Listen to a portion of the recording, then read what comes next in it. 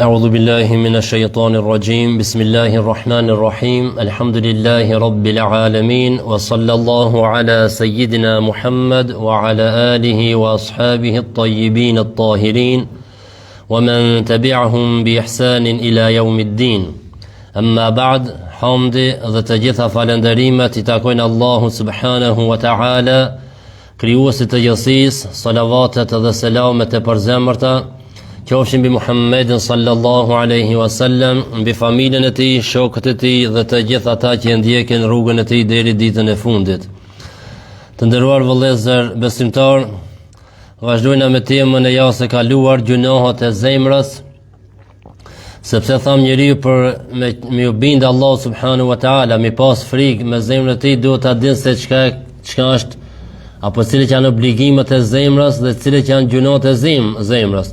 Kështu që obligimet e zemrës të praktikon, ndërsa nga gjunohat e zemrës të largohet, e me këtë kjo tregon se personi, robi ka frikë Allah subhanahu wa taala me zemrën e tij. Një prej gjunohave të zemrës është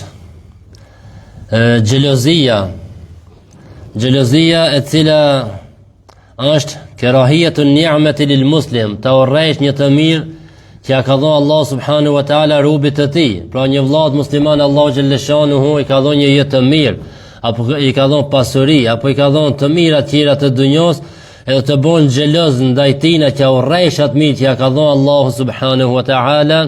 Kjo është gjuna prej gjunave të zemrës. Pra të bësh xheloz.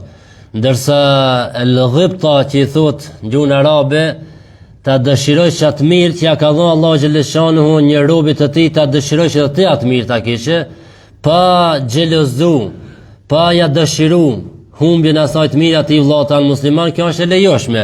Pra të shpresojsh se ti ta kishe shembull një jetë të mirë sikur filani, apo ta kishe një shtëpi të bukur si filani. Këto nuk është xhelozi, sepse nuk ja dëshiron atij vëllaut tan musliman atë të mirë që largohet nga ai, por dëshiron vetëm edhe për veten tënde. Pra xhelozia që urrejsh një të mirë vëllaut tan musliman që ja ka dhënë Allah subhanahu wa taala është prej gjunoheve të zemrës. Pastaj el-mannu bis-sadaqa wa yubtil thawabaha ka an yaqula liman tasaddaqa alay alam u'tika kadha yawma kadha wa kadha. Që përmendesh një personi që I ke dhënë ndonjë lëmosh, ndonjë sadak, që përmendesh sadakën. Për shembull ti thuash, a di se filan ditën unë të kam dhënë këtë, ta kam dhënë atë. Pra që përmendesh sadakën, lëmoshën, një të mirë që ja ke bën një vëllai tan musliman, pra përmendja e sadakës, lëmoshës të një musliman që ja ke dhënë është prej gjunoheve të zemrës. Pse? Sepse kjo merr pjesë prej gjunoheve të zemrës, sepse me zemër, nga zemra jote pënxjerr atë mirë që ja ke dhënë dikujt, që ja ke bën dikujt, e pastaj pe thot me gjuhën tënde. Por nëse ndonjëherë ndodh për shembull, dikush I të mohon ato të mirë që ja ke bën, edhe ti vetëm ja kujton, jo për më përmendje të mirë që ja ke bën, po ja kujton se as po të kujtohet se filan ditë për shembull ta kam bën çka të mirë, jo me qëllimin me nijetën se po duhet ta përmend të mirën, por vetëm ja kujtu, më tregu se çka është ky mohim, se më mohon të mirë që ti kam bën karshi njerëzve përballë njerëzve, kjo nuk llogarit gjuna e zemrës.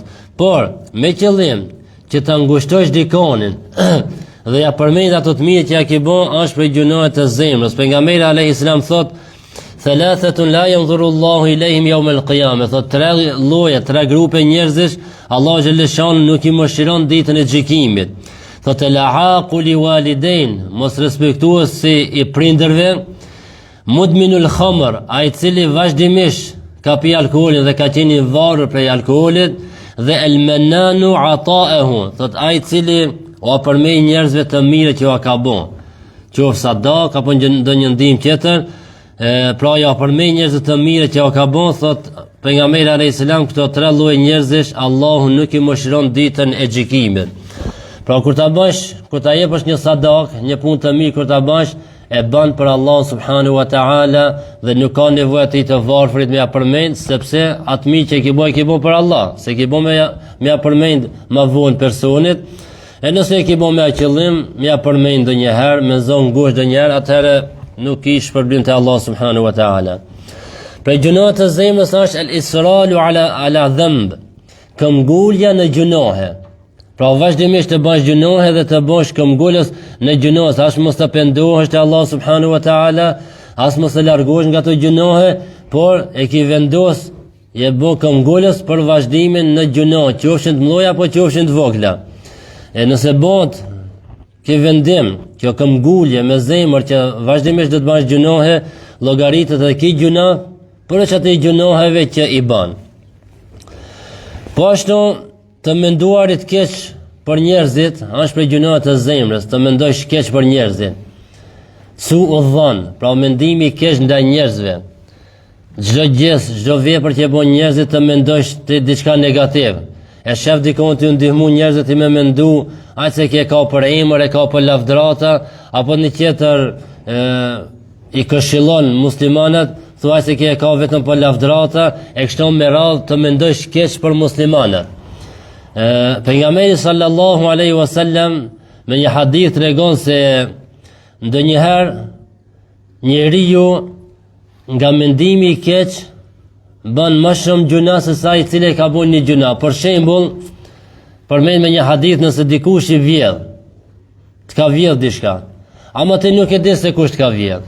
E pastaj fillon të mendosh, filoni, mendosh keq për filonin, mendosh pastaj keq për tjetrin person, për tjetrin, për tretin, për katërtin, e kështu me radhë, thot pejgamberi alayhis salam i cili po mendon keq tash ka bën më shumë gjuna se ai i cili ka vjedh. Sa i cili ka vjedh një sen, ta ka vjedh një pasuri apo një pjesë pasurisë tënde. E tash ti duke mendu keq për sicojnë muslimanët vetëm po të shtojnë gjunohat. E për këtë thot pejgamberi alayhis salam ndonjëherë të menduarit keq për musliman është më gjuna që bën se sa i cili ka bën gjunohin, për shembull vjedhën që ta ka bën.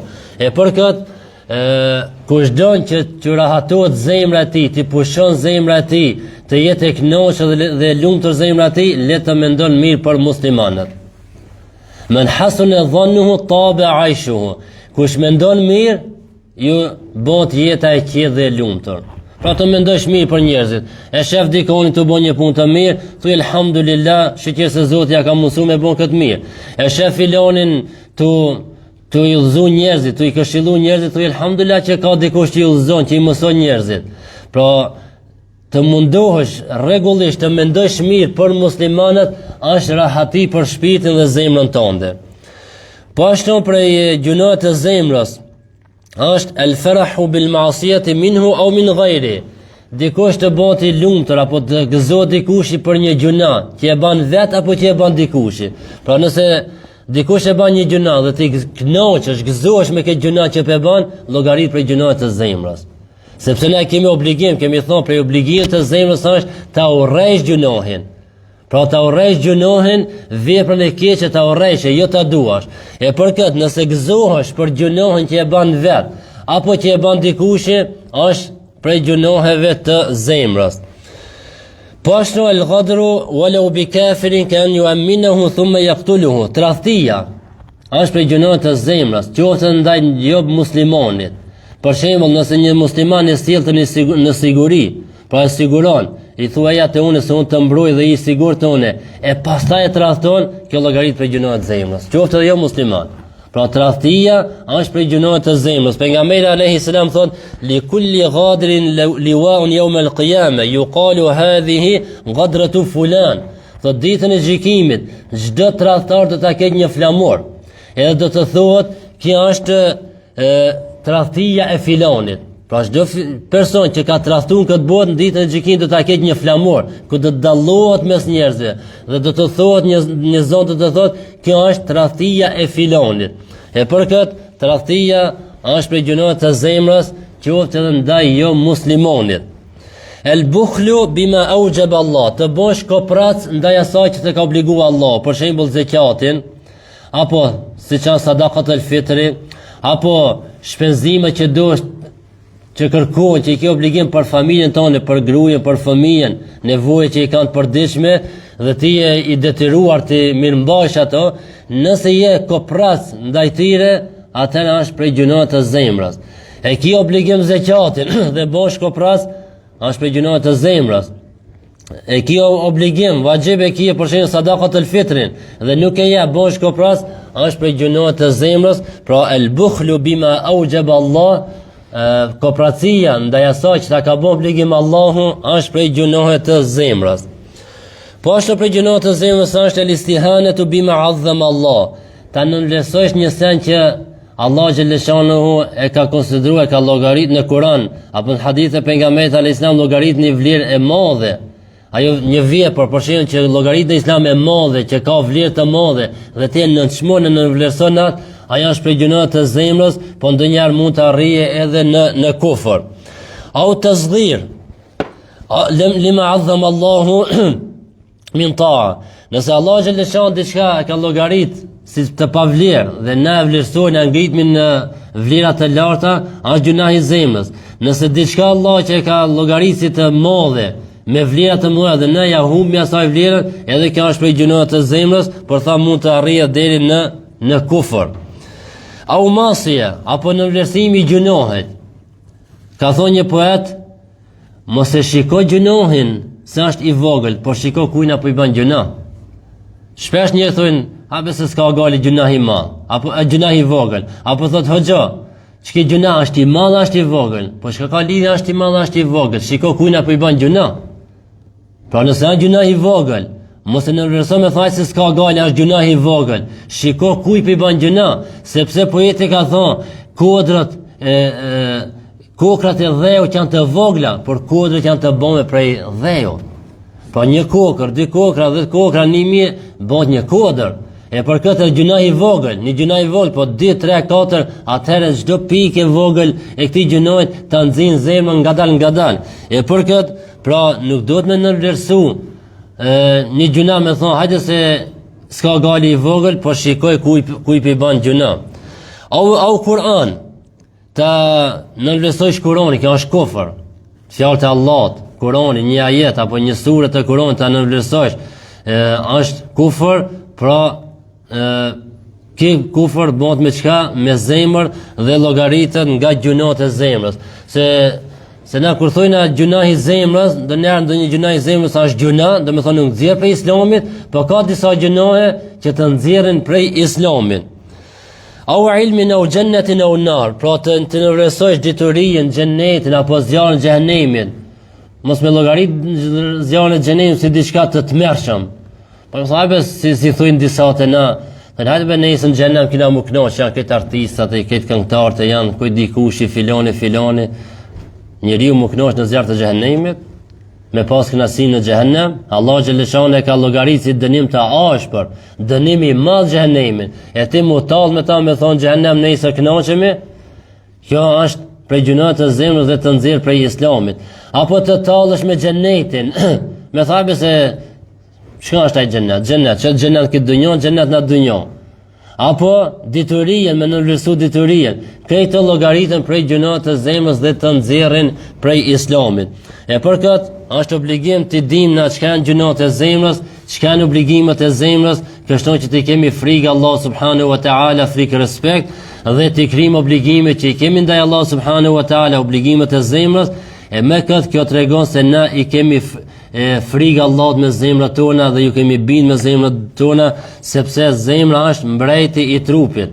Nëse zemra është në rregull, i gjithë trupi është në rregull, e nëse zemra prishet, i gjithë trupi është i prishur, siç ka thënë pejgamberi sallallahu alaihi wasallam. Elusim Allah subhanahu wa taala që të na jap zemrat, na mbushë zemrat tona me iman dhe me bindje të fortë ndaj Allah subhanahu wa taala, të jetojnë me besim, me iman dhe të vdesin me iman, të shpëtojmë nga kjo dunjë dhe të shpëtojmë nga zjarri i xhenemit, se me të vërtet kush ju bindet Allah dhe të dërguarit e Allahut ka fituar në dunjë dhe në ahiret, ka shpëtuar në dunjë dhe në ahiret, e kush nuk ju bindet Allah dhe pejgamberit alayhis salam, ai është i humbur në dunjë dhe në ahiret. Elusim Allah subhanahu wa taala të na falë gabimet tona, na mëshiron mbi tokë, ndër tokë dhe ditën e gjykimit, dhe në fund elusim Allahun kur të dalim prej kësaj bote, të dalim duke thënë fjalën e shpëtimit, fjalën la ilaha illa Allah Muhammadur Rasulullah walhamdulillahi rabbil alamin. Al-Fatiha.